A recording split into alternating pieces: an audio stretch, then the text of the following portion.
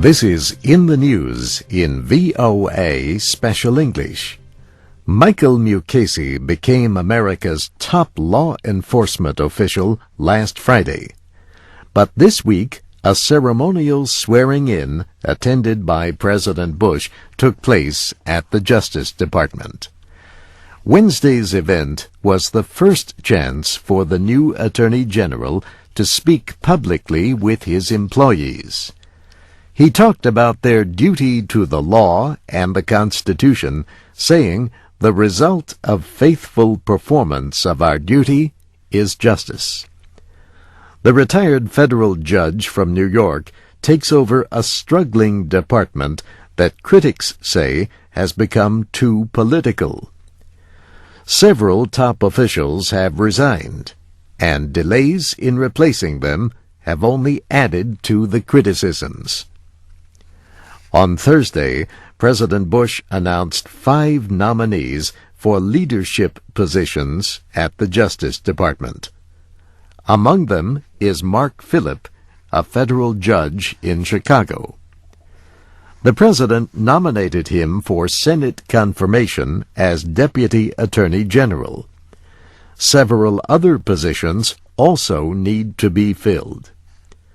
Michael Mukasey is the 3rd Attorney General under the Bush administration, which has 14 months left in office. John Ashcroft left in 2004. Alberto Gonzales resigned in September. Already, Mr. Mukasey has reopened an investigation into the part that Justice Department lawyers played in the terrorist surveillance program. The Bush administration began the program after the September 11, 2001 attacks. The President gave the National Security Agency permission to listen to calls and read email of people in the United States without a warrant. The Justice Department's Office of Professional Responsibility opened the investigation early last year, but it was suspended after the National Security Agency denied security clearances to the investigators. Those clearances have now been received, and at the beginning of this year, the administration said it had ended the use of surveillance without court approval. The Senate confirmed Michael Mukasey last week by a vote of 53 to 40.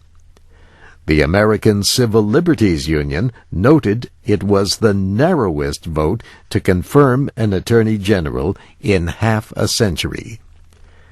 His confirmation was slowed by the way he dealt with questions about the interrogation method known as waterboarding.